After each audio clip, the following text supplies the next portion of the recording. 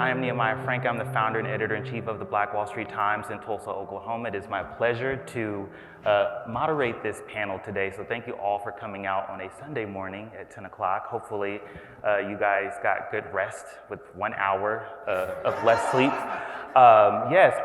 And the significance about me founding the Black Wall Street Times is I am a descendant of two families that actually survived the 1921 Tulsa Race Massacre. Because of their resilience, I am here sitting on this panel today.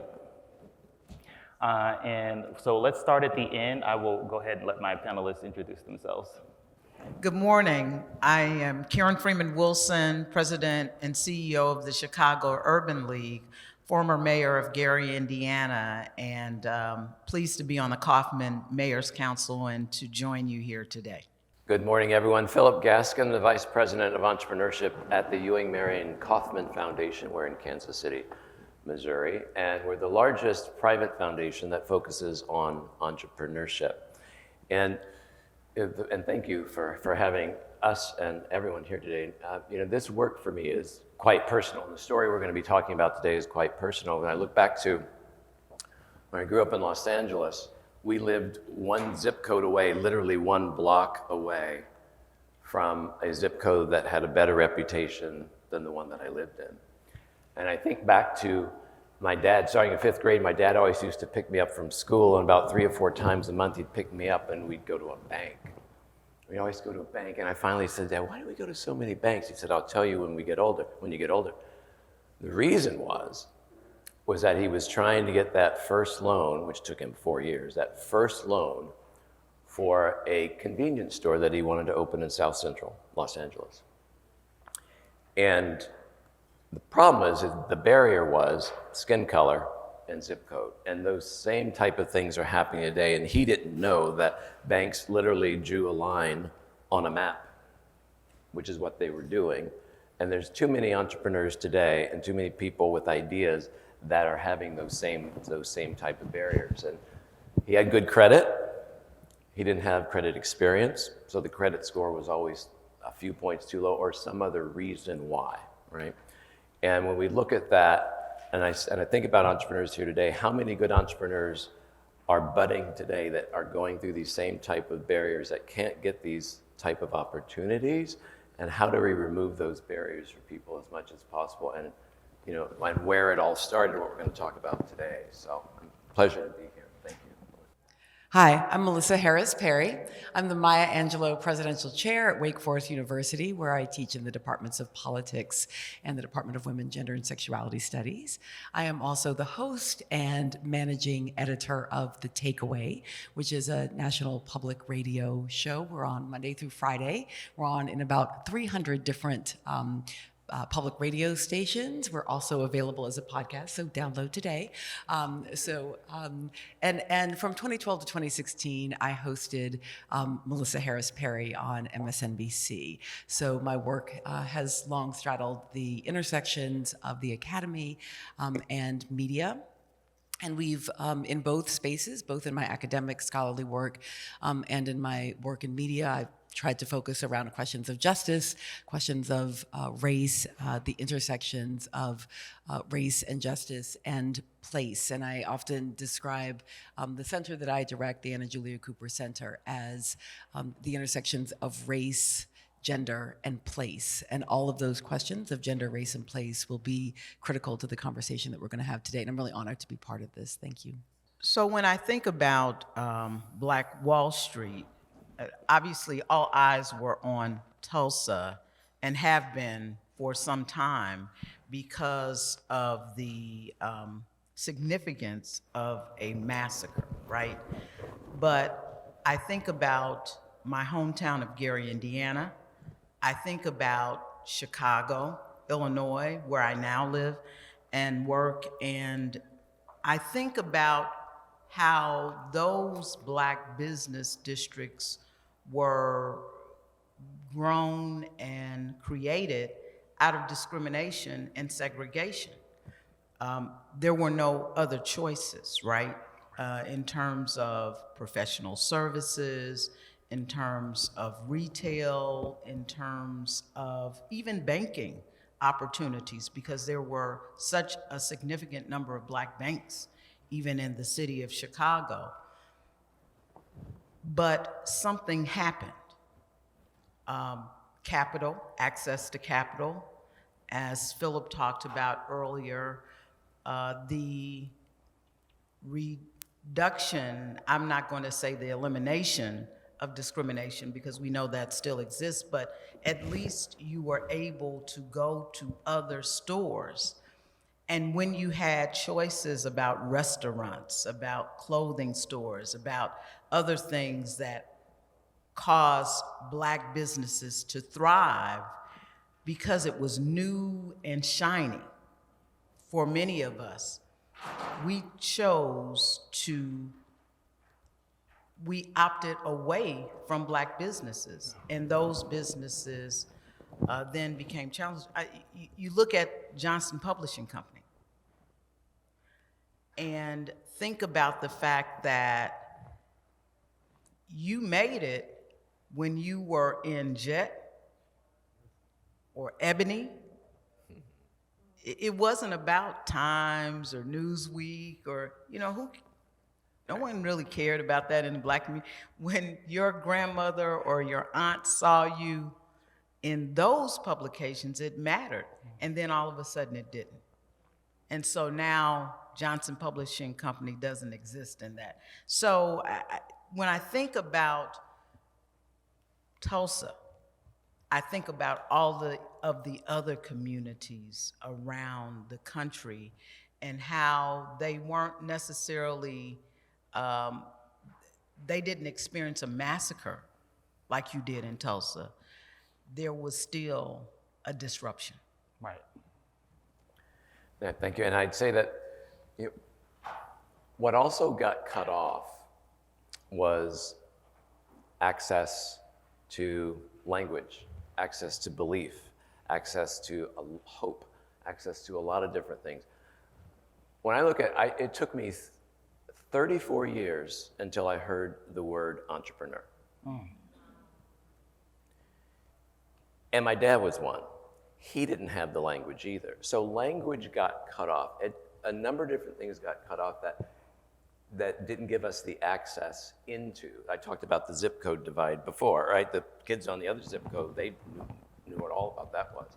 And it wasn't until, it was at my dad's funeral, it was a service, and a man came up to me and said, your dad was a really good man. He was a really good entrepreneur. And I looked at him like I had no idea what he was talking about. And so when you don't have the language, when you aren't equipped with a number of different things, and so the episodes that happened just took us down a different path, and it took too long. So, at the foundation, we're working to how do people in their jobs or careers have economic stability, mobility, and prosperity, and it's based on these fundamental system destructions that happen. Because I do a daily news show, the past 2 weeks have been particularly painful. And I'm sure that many of you all are experiencing it as well. I wake up every morning and the first thing I do is check the news, go to bed at night, sometimes don't go to bed at night, watching what is burning in Ukraine, what is happening. We're being able to watch it each moment. Social media is feeding this to us. And the utter unfairness and agony of it, the idea of waking up one morning and being under fire. And I think the outrage that the world is rightly feeling and responding to, that at the same time that's happening, you're having other folks talking about other contemporary moments, right? So, wait a minute, isn't this what we did in Baghdad? Wait a minute, isn't this also what happened when Syrian families one morning woke up and were under fire? Wait a minute, why aren't we appalled, why aren't we sickened with the number of Palestinian children who have been killed by shelling from a government? So Ukraine is giving us this opportunity to reflect on the contemporary immoralities of massacre. What I have not heard But this moment, as we've been preparing for this panel, is that this is also what happened in Tulsa. That a community that lived inside of and was adjacent to was simply destroyed because the more powerful armed community around it decided to, full stop. If we can see the level of evil and madness and destruction that is Putin's decision to enter into Ukraine, if we can weep for that, then we absolutely, and we can see that there is an international, because I think we'll come back to this, there's a global responsibility related to the evil that is occurring right now. There is a global international responsibility that cannot, that we cannot look away from. So it is why all of these various decisions are being made. I think if we can try to center Tulsa in a similar understanding, I think it starts to move us towards understanding the depth of the crisis that occurred there. We look at black and white pictures of charred human bodies, especially black ones, and we think, well, that's what happens to black people, right? I mean, black bodies are meant to be hung and burned and harmed. Black homes are meant to be, black mothers are supposed to cry because their sons die before they reach adulthood. That's an expectation that we have been given for the suffering that black people around the world and in our own communities are supposed to suffer. But I want us to just like think around the level of destruction we're seeing in Ukraine and to realize that that happened here. It happened right here. And it kept happening. I just want to also flag that what it meant to be able to move in that space, in those blocks, that if we talk about it, certainly we should talk about it as wealth, and we should think about the wealth piece. But I think we also have to talk about freedom. That if the willingness to defend and fight back, right, which is also what happened in Tulsa, right, to take up arms, to fight back, to push back against a far more powerful militarized force. If we can understand that what is happening in Ukraine is not just about businesses and dollars, that what's happening in Ukraine is about the fight for democracy and freedom and the capacity to self-determine, how much more so was that true in Tulsa? And the loss we can measure in part in dollars. We can begin to come up with what those numbers are.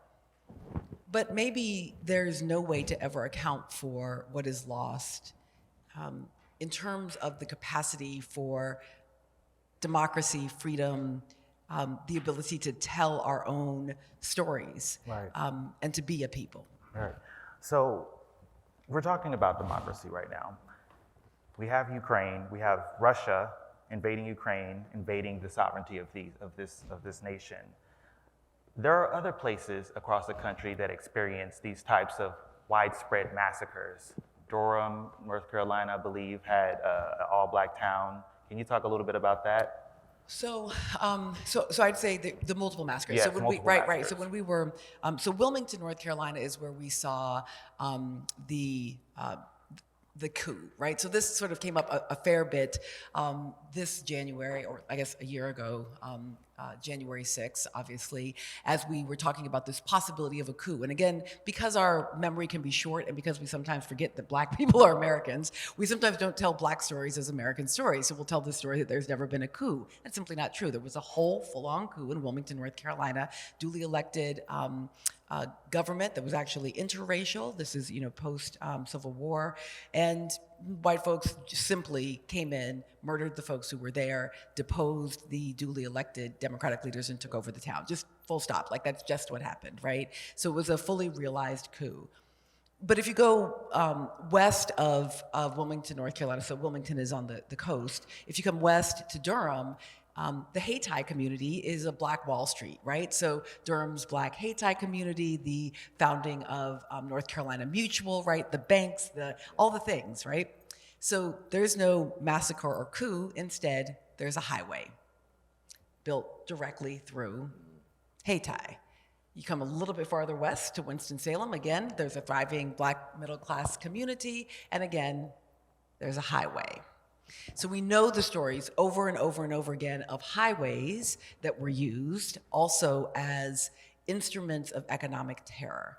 And in every single case, the instruments of economic terror are made possible by, they always give lie to the one piece that Booker T didn't have right.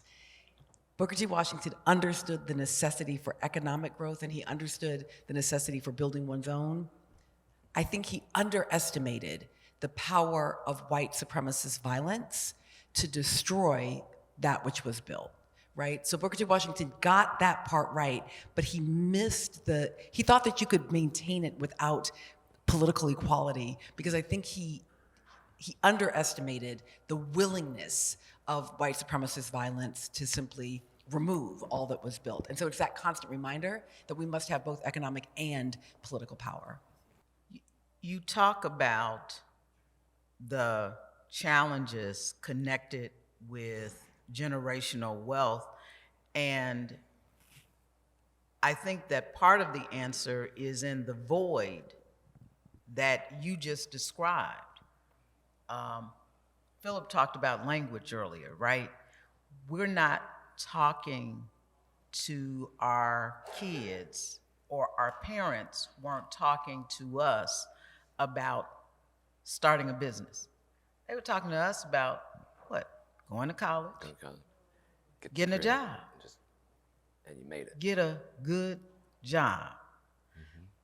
And there's nothing wrong with that, but you have to have both conversations, because ultimately you grow wealth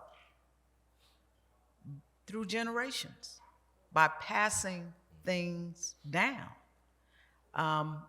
So I had a law firm, right? But because I didn't have this entrepreneurial experience, when I ran for mayor, I didn't pass it to anyone. Right. It just died. And that's the challenge that we have. And it goes back to systemic change, right? Not just access to capital, but access to knowledge, access to understanding, one, the importance of business, the ability to generate wealth through a business, the know-how that comes with having a business, whether it's marketing, whether it's the use of technology, whether it's the use of, it's not just knowing how to cook or having a good recipe. It's not just understanding the practice of law and being a good lawyer. There's a business side of all of these things. It's not just being a good doctor. And the things that we have to, the seeds that we have to sow early in our community is that there is a way of doing business, of employing other Black people that is good and necessary. When my daughter came to me and said that she wanted to start a business, I'm like, well, I'm really not sending you to school even for me. Right. And I know better. I'm sending you to school to get a good job. Right. Right. So, I mean, Right, we have to change that conversation and Right. that mindset, Got the mindset. because it really is a mindset. And, once we recognize that, we have to talk about that mindset not in a workshop, right? We've got to talk about it in church, Everywhere. in sorority meeting, in fraternity meeting. Barbershop. In the barbershop. So yeah, growth mindset, entrepreneurial mindset. Dad didn't have the language, didn't know he was an entrepreneur. I didn't know he was an entrepreneur. Opened one convenience store, then a second, based on he was able to get a loan from Black-owned bank, Broadway Federal, thank goodness, in LA. But going past that, never thought he could. So back to the highways just for a second. So any of you ever fly into Los Angeles International Airport?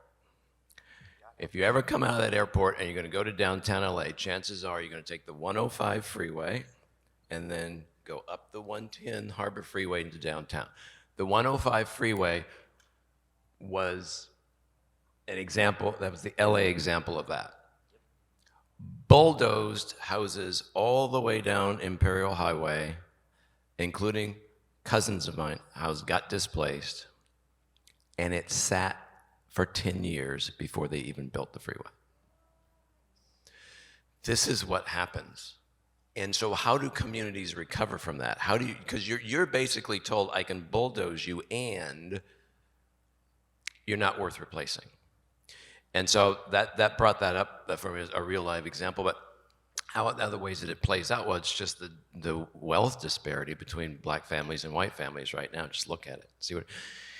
And so on the court example from an entrepreneur.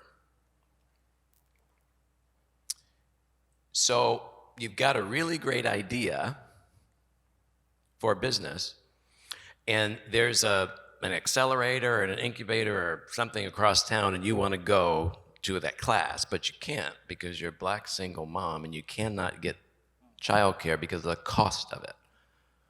Or somehow you do, and you want to start a business, and you've got good credit, just not good credit, enough experience, so your credit score is 7 points too low, so you're not getting the debt financing. Venture capital is not paying attention to you because they don't think your idea is bright enough. And oh, by the way, most venture capital goes to 5 geographic locations, 75% or more goes as 5 geographic locations, and women are invested in 2%, black Americans 1%. So you can't get the venture capital. You say you do somehow start that business, you can't grow it, you can't hire people because the cost of healthcare and hiring people is too much. So and let's say you were gonna go across town to that event, but the train that you used to take doesn't run anymore, so now you have to take the number 5 bus, which takes 2 hours and you can't get there in time. So it's all systems of support right now are simultaneously fractured or broken for too many black Americans and more. And so when we look back, how much of the massacre has changed? What is truly different? And I just want to have everyone ask that question of looking back in today, and yes, we're seeing what's happening around the world. Look in our own communities, we see a lot of things happening right here as well. All right, so I think black folks already know entrepreneurship. We just don't necessarily call it that.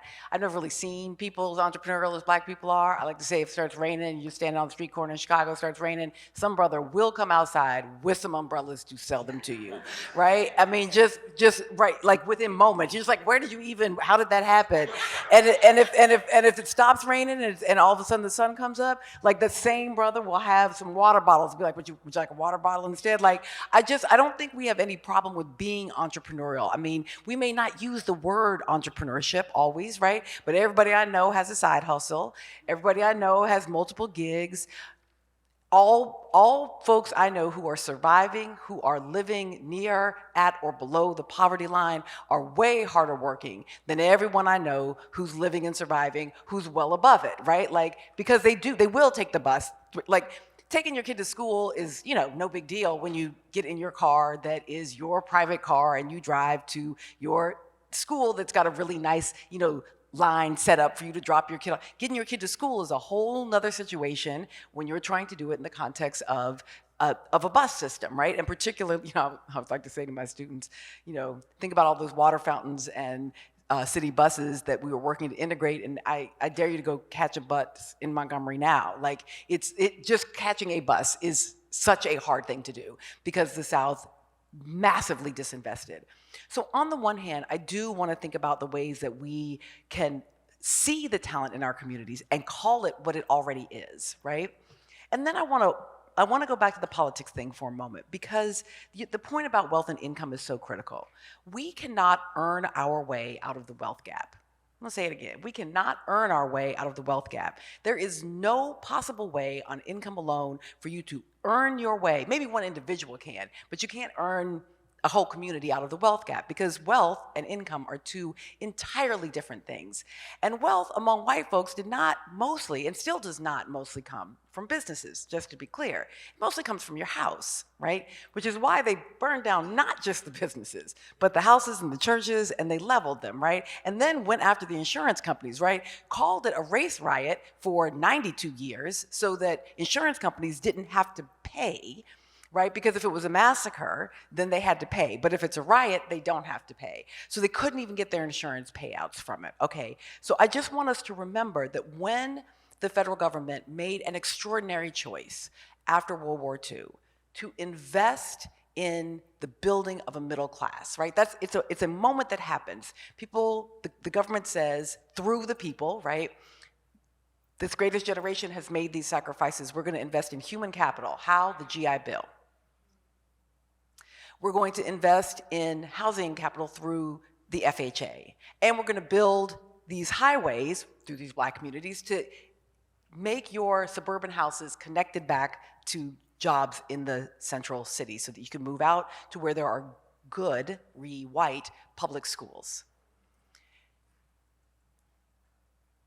Domestic workers and agricultural workers were left out of all of the Fair Labor Practices Acts that were passed in the 1930s. So you could not get into Social Security if you're a domestic worker. You could not get into Social Security if you're an agricultural worker. Guess who all of the domestic and agricultural workers were? So here's why you can't earn your way out of the wealth gap. Just let me bring it to this moment. You go your little fancy self to college. Maybe you're first gen, maybe you're not even first gen, maybe you're second gen, but you go and you make that six figure that no one in your family has ever made, right? Or maybe they made it, right? But then they burned it down. So now you got your six figures and you're like, I got this, I am doing my life. And then you go to buy a house and maybe you're actually able to buy one. Hell yeah, good job, you're gonna build a little wealth. But as soon as your Black behind, even with your fancy degree, moves into the neighborhood, you are making it less valuable. And damn sure don't tell your friends that you're moving into this neighborhood and they all start coming and moving in there too, because then you end up with some tipping point, right? So our homes don't, right, increase in value. And if we want to live in this community, if we want to live safely and freely, where our children can walk around and not be shot, where they won't, if we want to live with other Black people, then our investment will be worth less, not worthless, but will be worth less and will compound less over time simply because of us, because we exist. Not because we've done something, because we exist in our Black bodies. Now, let your mama get old. Now, your mama's gotten old, and your mama was a domestic worker, like my grandmother. She don't have Social Security. So now your little $100,000 that you've invested in your house, it's great, but you wanna live around Black folks, so it's not gonna go up as high or as quickly. And now your mama's old. Okay, so what you're gonna do with your little $100,000 is you're gonna reach back and help your mama. You have to. You know why? One of the reasons you have to? Because she ain't got no Social Security, right? She's not in that system. So you're gonna help your mama out, and then the thing is, because you had to buy in this, because you're trying to live around some Black people so your children will know something about themselves, your public schools might be less of whatever it is you want. So then you're gonna buy into private schools, or maybe you're not gonna buy into private schools, but when your baby comes time to go to college, because your house hasn't appreciated as much, your baby's now gonna take loans. It turns out that there's an actual negative effect for wealth creation for Black women when we go to college. Now, we should go to college, and please be clear. It is not a result of college going, it is a result of student loans. So because we don't have intergenerational, so the thing is, while we're doing all this reaching back and reaching forward and reaching sideways and having fewer opportunities to compound our wealth, while all of that is happening, the folks who got to buy in the 1930s, regular people, I'm not talking about rich people, I'm talking about regular white folks living. My white grandfather drove a Wonder Bread truck. Like, they were so white, he drove a Wonder Bread truck, okay? Had never went one day to college, right? He graduated from high school, as did his wife. They raised 5 children. My white grandmother never worked. They owned a home, they drove cars, right? Each of them, they sent all 5 children to college. And when my grandfather passed, he passed the home to my grandmother. When my grandmother passed, there was a little something, right, to sell the house for everybody. Not a lot, but a little something for everybody.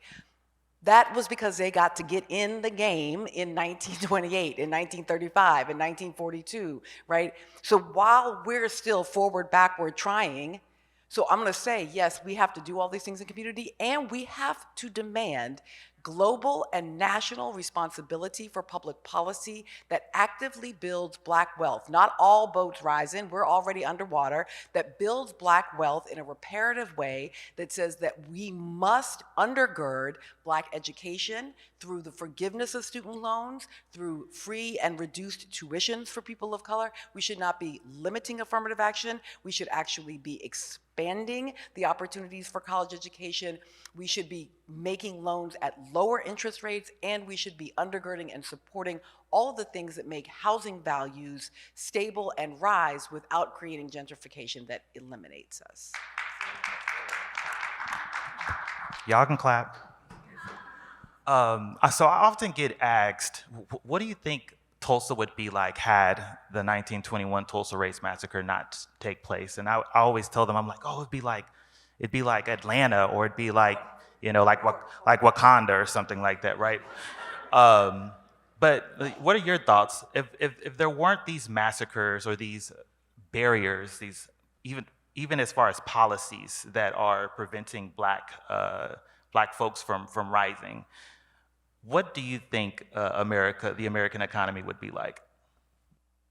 So you would have a thriving Black middle class. And as Melissa was sort of laying out this conundrum that most Black folks have, I'm like, she's describing my life. But not just my life, the life of my friends.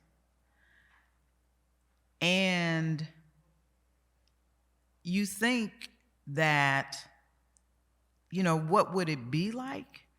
And it is the house, because when you get the house, and we've been doing this study at the Chicago Urban League about the disparity between home values in different parts of Chicago, that gives you the opportunity to educate your children, to start a business. And so when you talk about the investments that didn't occur in Tulsa, in Chicago, in Atlanta, in LA, in Gary, or the reduced investments that we saw, that is what has given rise to the wealth gap. I mean, that's how it was created. And so how do you fix that? I'm just going to call it reparations.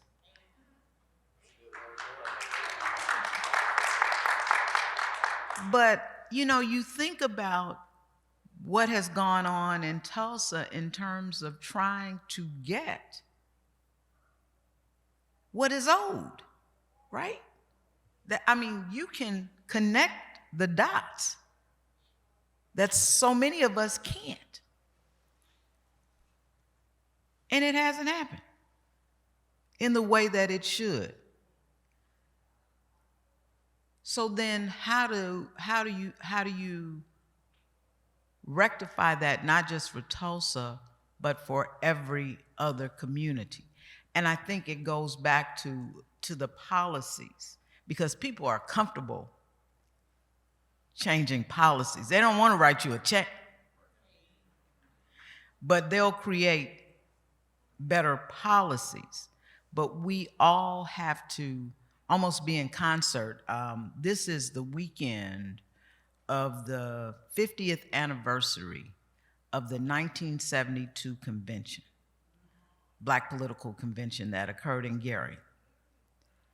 And what happened as a result of that was that people were in lockstep relative to political movement in communities. And so as a consequence, you not only had Richard Hatcher and Carl Stokes, but then you got Black mayors in cities all over the country, major metropolitan areas. And so that's like not a novelty anymore. It's a given that that's possible, even when there's not a Black majority. But I don't know that we have seen the lockstep around reparations and just around policy change around the country. And it's almost like, as Black people, we don't feel like we deserve it. And so we've not demanded it in the way that we've demanded and gravitated towards that political power. Thank you. And I think about things in terms of economies and envisioning something different. So with our entrepreneurial nature, or whatever we call the word, right? Because we get stuff done. Imagine Apple, Microsoft, LinkedIn, others, all being created and led by Black people. See, it's looking at turning it completely upside down and getting into the what could it have been. It's like when I spent some time down in South Africa, when it took me like 4 days to adjust to the fact that I was seeing a little bit of it upside down than what we see here. And that type of visioning about what can happen, what could have happened, and what still can happen, I think is in part of the asset framing that has to happen when we're talking about policy change and when we're talking to policymakers about change. Because the asset framing and the paradigm shift into understanding that Black folks are not as risky as you may think, are more brilliant than you may think. That is an asset framing that needs to happen across. And so when I look at, we have a 4-part policy platform, research vetted platform called America's New Business Plan. And it's got 4 pillars to it. And it is a platform for policymakers to make change. Now, we don't and can't lobby, but we have a coalition of over 200 entrepreneur support organizations that are out there lobbying to local, state, and federal officials to make change. It's got 4 pillars. The first is equitable access to opportunity. Everyone should have opportunity to start a business. And that can be really, really simple things like, can you please change the process it takes to apply for a business, to get a business permit? I mean, it's so onerous. It's just simple things like that. Access to funding, which I'll talk about a little bit later. Equitable access to capital everywhere for anyone who needs it. Access to equitable support. Trying to start a business is like being on a high wire, and you have no safety net between the buildings that you're going over. So support networks, and then knowledge. And you talked about knowledge earlier. We talked about language. Having the knowledge and the know-how and the real-world learning experiences to take that risk and to do what's needed. And so I think of economies, but when it comes to the policy part, I do believe that the conversation and bringing to life an experience or a possibility that folks may not have ever seen before or believed is very key. I love this question. I think it's critical to do the visioning. I think, and it's interesting, I think this is part of why Tulsa features so prominently in Lovecraft country, right? It's like, right, it's why they have to, they can't do Afrofuturism without doing Tulsa, right? And in certain ways, Tulsa, Greenwood is emblematic of what right? Greenwood is the Sankofa, right? Part of the what it could be is what it was. good, bad, and otherwise, right? So I do take Dr. King at his, that would be the Martin Luther King Jr. I take that Dr. King at his word in what he tells us in his last public speech, where he says that God took him to the mountaintop and he looked over and he saw the promised land. I presume that Dr. King, in fact, was taken by God to the mountaintop and looked over and saw the promised land. And both in general, because I think Dr. King was typically telling us the truth, even if he was doing it in poetic ways, but also because he does what people who see into the future often do. He doesn't tell us what it is, right? For all of the ways that Dr. King really mapped out many very specific ways for us to understand things, he says, I've seen the promised land, don't worry, we'll get there together. But he does not tell us what it looks like. So it's a practice I like to spend time with, that I often spend time with when we're doing team building or community building, is to pause and to ask about that. So what is it? What does it look like, right? What would your promised land be? Where are we going? Like, it's really easy on the day-to-day just to be doing the day-to-day, but where are we going and why? I guess part of what I'd say is, one of the things we'll have to be really honest about is had there not been, it's sort of like Emancipation Proclamation, and then you get like the end of white supremacy. Or, if Black folks have been allowed to get here on our own time rather than brought here, right? So people are like, well, you got here. Well, we would have gotten here. Like, everybody else got here. We'd have gotten here in our own time, at our own pace. Or if the white folks have been made to leave when they got here, then things would be different in so many different ways. And one of those things is not just that Black folks would have more, and this is, I think, important. A lot of the things that white folks have and that even we as Black folks may have, we might not have, and that would be okay. So when we do indigenous land acknowledgements, which is a good and right thing to do, also give it back. Just to be clear, we're like, oh, when we took this land from you, all right, let's have our panel. And it's like, so, I appreciate that you acknowledge that. That's an important step towards justice, but it is just a step, right? So I love the question, because I do think we should think really carefully about what would it be like. My husband and I were just talking about, what is the world like if there is no rape, if you don't even have to think about it, if you don't use any part of your brain energy, what else gets unleashed for you as a woman if you never have to think about sexual violence? How do you live your life differently? How do you move differently? What happens if you never have to think about whether or not your young person is coming home, whether or not that, if you're speeding and you were speeding, but there's the cop, but you don't think, if you never have to even encounter the possibility that this might be a deadly encounter, right? You're like, oh shit, I gotta pay this ticket. But that's all you're gonna have to do. You're not going to have to pay with your life. How many things get unleashed? And it is rather extraordinary that we exist. And it is rather extraordinary how much we do. And it is rather extraordinary how resilient we are. But I don't think we can even, we're not at 1/10 of 1/4 or 1% of the possibility if white supremacy and patriarchy and in the indigenous land grab and homophobia and transphobia, I think about these trans kids in this state who are 8, 9, 10, 11, 12 years old, having to be activists for their own existence.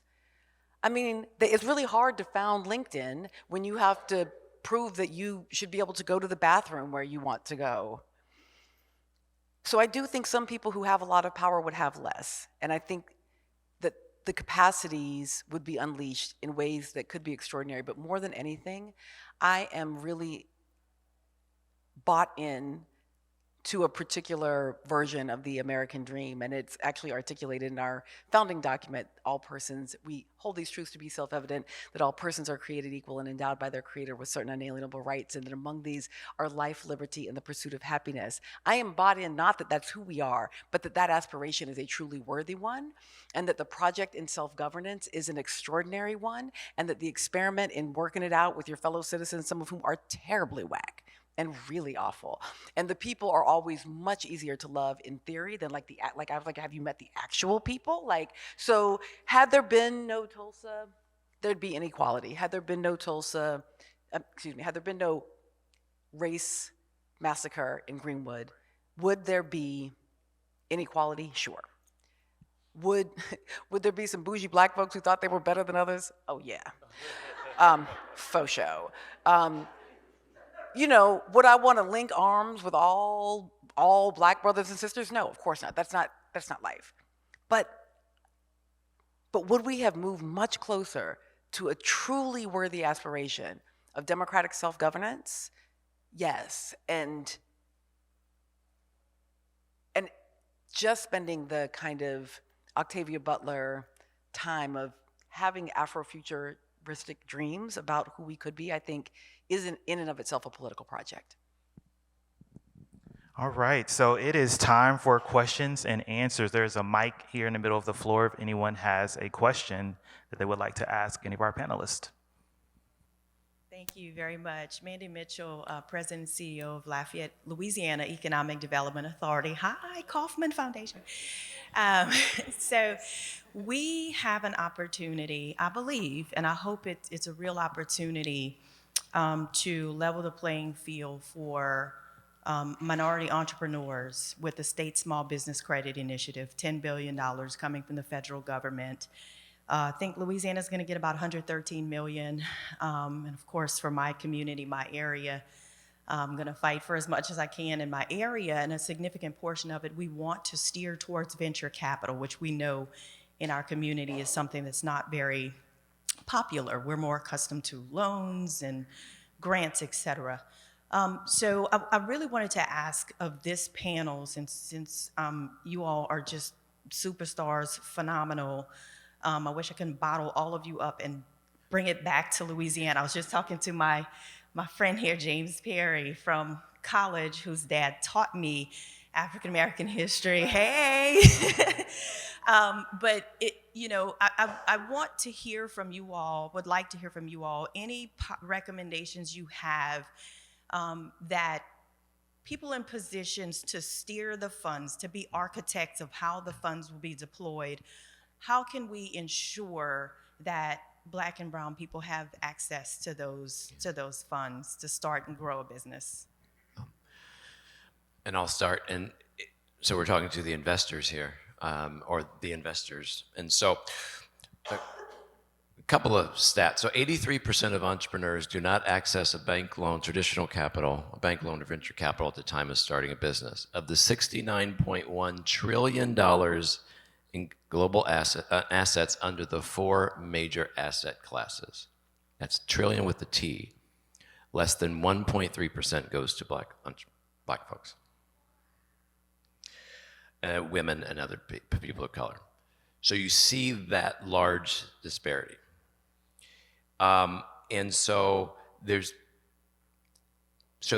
investing, lending practices, lender education, a number of different things. So from a philanthropic perspective, I mean, I've said, look, if the system is broken, try to find another way to fix it. So we've been testing out, it's called our Capital Access Lab, and it's testing new and innovative financing that is being done by fund managers who are funding in that 83%.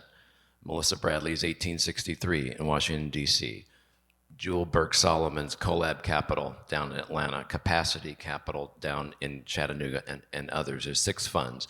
Of our $3 million that went into investment into these, over $25 million has now been invested across 40 companies, and $177 million has now been invested in those companies and entrepreneurs by catalyzing just off our little 3% of a test. And thank you.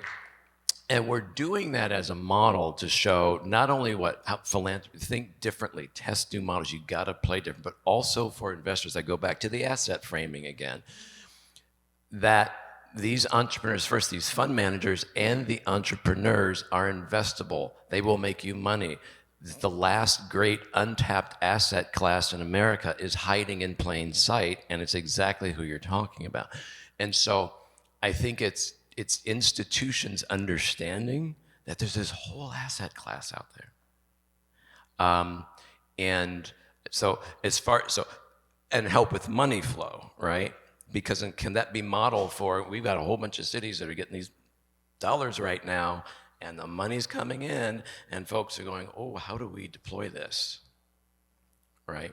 And so what we're trying to do as well through our America's New Business Plan and other things is get that exposure and be that type of advocate. But it takes creative thinking and people understanding how to change the system of distributing the capital. I absolutely agree with that. I think at the ground level, it's stacking, right? So you're talking about the state business credit. Go to the mayor's office. Here's the thing about mayors, county commissioners, or advisors, whatever you call them in your community or parish, because I've got some Louisiana roots, and they have an unprecedented amount of money. And so you talk to the state, you talk to the city, you talk to the parish, and then you go to philanthropy and say, we want to create a fund for our local businesses. And they're doing similar things all over, so you don't have to reinvent the wheel. Take a look at the Cast Us Fund created by Liz and Don Thompson, the Black Fund created by Ariel Capital. And while it is not necessarily done with the same dollars, because those are largely private entities, get some private money, that have a nexus with Lafayette or even with the state of Louisiana, and then get, your local urban league involved or other organizations that are similarly situated and think along those same lines. And then all of these folks who made these announcements, Wells Fargo, they're in trouble again. They'll stay in Bank of America. They're in big trouble right around now. You say, whatever your local bank or your, regional bank is, go to those folks. And then you have $1 million that you can deploy in your community. Hi, my name is Ngozi Ahanatu, and I'm the founder and CEO of Hi-Hat. And Hi-Hat's like a search engine, not a directory or a marketplace. It's a search engine that makes the search for all things Black more accessible, equal, easy. So basically, it just came from, currently it takes about 6 steps for someone to see a Black business online and actually make a purchase. But with the search engine, the goal is to take them to make a purchase within 3 steps. But basically, my question really is, our goal is to really answer the question for people, what would it take for you to transition your life to Black-owned day-to-day? So not just your handbag, or what it's your toothbrush, your toothpaste, your kitchen spray, where you go get gas. I know it's not a Black-owned gas station everywhere. And I personally like racetrack ice.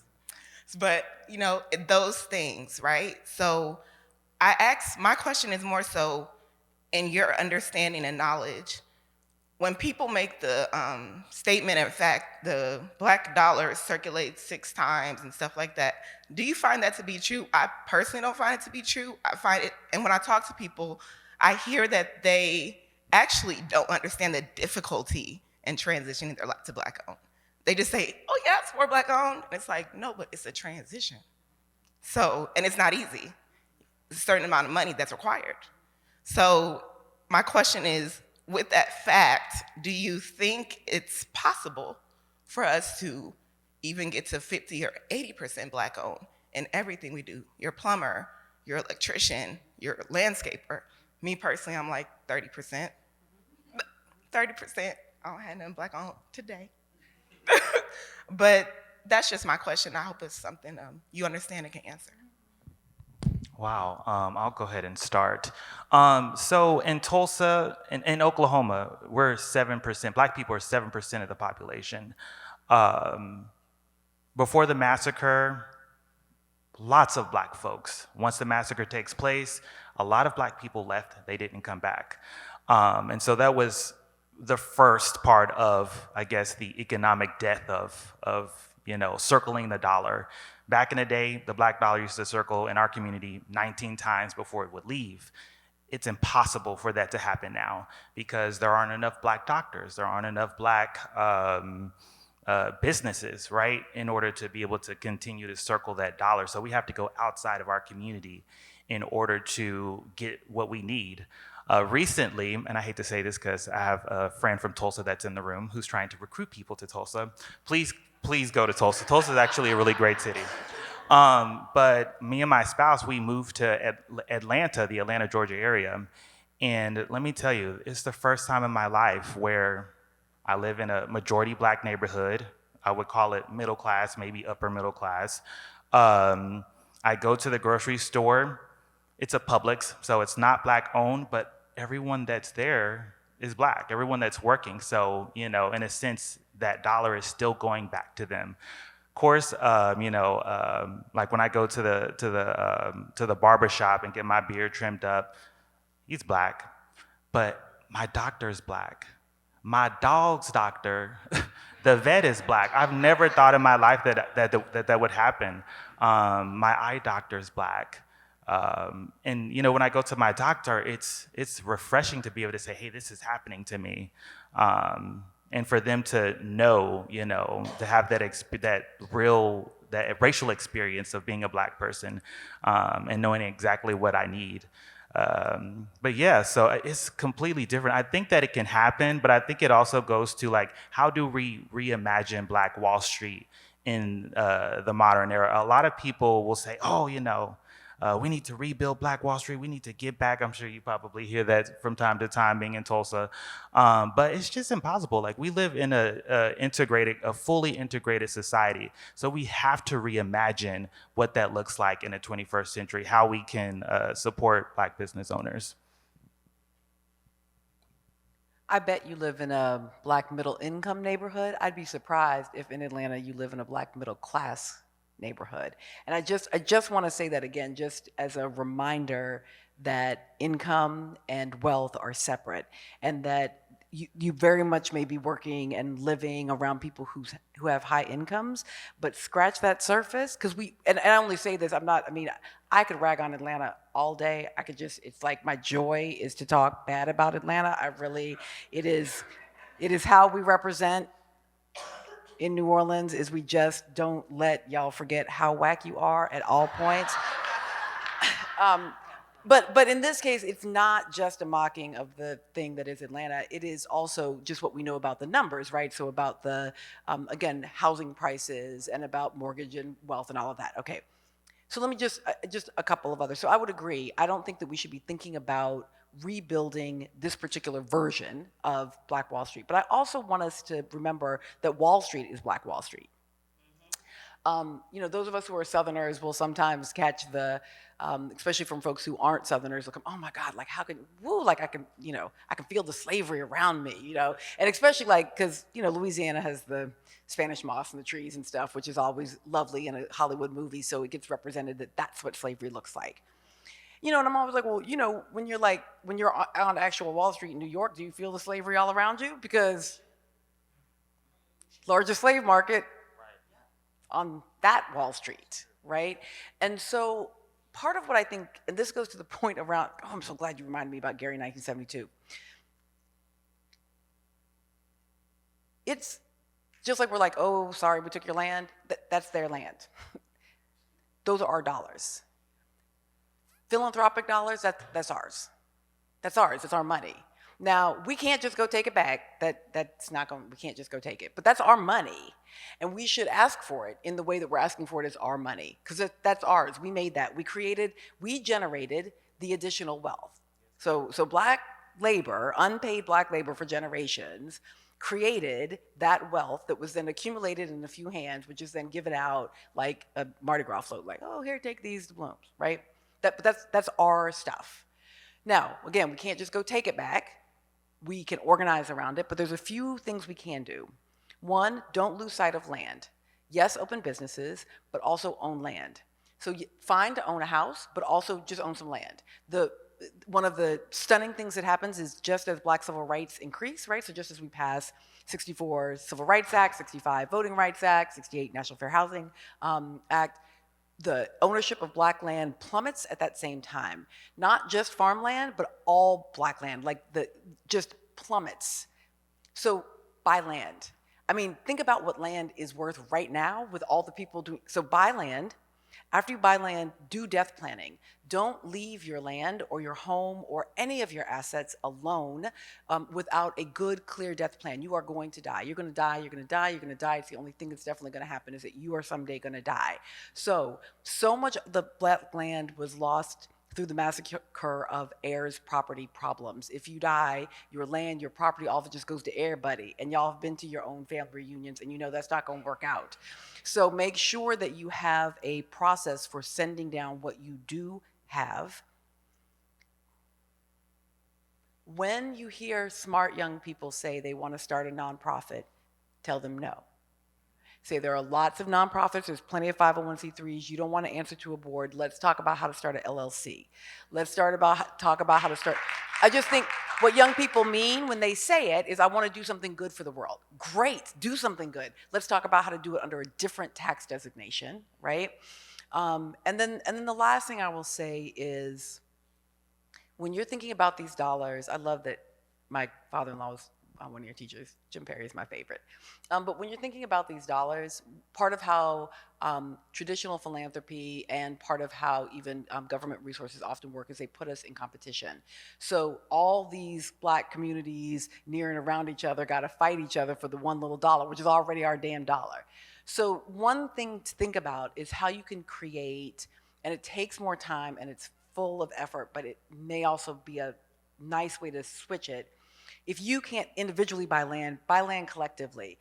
Don't compete for the dollars, get together and collaborate for the dollars. So look, Lafayette's mess, so is, like there's no community that doesn't need it. There's no community that doesn't need it. And so rather than being set up to compete for one another for these dollars, which are already ours, instead think about ways that you can collaborate for the big dollars, right? And then make those divisions on the other side when you all are the decision makers, not someone on the outside being the decision makers. And then the last thing I'll say is accountability, accountability, accountability.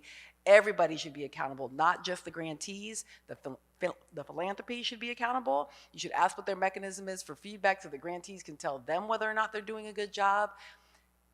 With this money coming down through elected officials, accountability, even if it sounds like no one is listening, make sure that you are asking, this is how much money our state got. City council person, how much did you get for us? Member of the state house, how much did you get for us? Simple shit, make a flyer with all the names of all the members of the state house and state senate and mail it to the people and be like, these are the people who work for you. Ask them where the 113 million is. Like just literally, ordinary people don't know there's 113 million. They don't know that, Amber Joe is their representative and that they can go ask Amber Joe where the hell their 113 million is. And if Amber Joe keeps getting asked, she may have to send some of it to her constituents. Oh, well, we are wrapping up. Any final thoughts? 1 minute. I'll close by just where I started, almost mindset. And that goes even to the last question. We have to value Black things.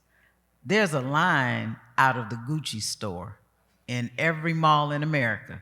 Now, I've been in them, so I'm gonna be fully transparent. You first in line. But there is a line, but is there a line out of your local Black retail shop? I've been in that line too. So, we've gotta think about and be intentional about our actions. When it feels lonely, which it can, as an entrepreneur, as someone with an idea, we can call it whatever name. You're not alone. You're the most courageous people on earth. There's more like you. They're in your communities. Go to your community leaders and ask them to put town halls together, Start organizing around entrepreneurship. The old community organizer is always going to come out in me. And so if you're an entrepreneur support organization, make sure you're doing those connections for those entrepreneurs. If you're an investor, understand what the communities need and the people in those communities need as it relates to capital. It's a team sport. Economies are local. People are the new economies. Understand your power in that if you're trying to start a business or grow one. Take a nap every once in a while. Drink more water than you think you need. Look, James, I do occasionally take naps. But take a nap, drink more water than you think you need. Try to remain as healthy as you can. When we think about the things we buy, what are the other thing we buy all the time? Food, right? Look for sourcing your food from Black folks as well, even if that's your own backyard. Might have to build up and put it in a planter because, the soil is often lead, not lead abated in our communities, right? But I'm just saying, remember that to be the best entrepreneur or community organizer or anything else you're gonna be, you also have to be you, so don't work yourself to actual death. And just a reminder that many of the best minds, many of the most entrepreneurial people in our communities are in jail. And if they're not incarcerated, they're still living out their incarceration afterward. They can't be barbers. They can't own a business. They can't get a bank loan. They can't live in certain kinds of housing. They can't ever sell cannabis legally because they sold it illegally, right? And so I also want us to remember that those who are incarcerated today were our neighbors yesterday. They're going to be our neighbors tomorrow. It behooves us to do work on behalf of those who are incarcerated to ensure that those who are or were incarcerated have an opportunity to vote, to live lives of dignity, and to take their entrepreneurial capacity and build, not just be shut away for it. All right, want to thank our panelists. The Kauffman Foundation and South by Southwest for allowing us to have this panel. Have a good day.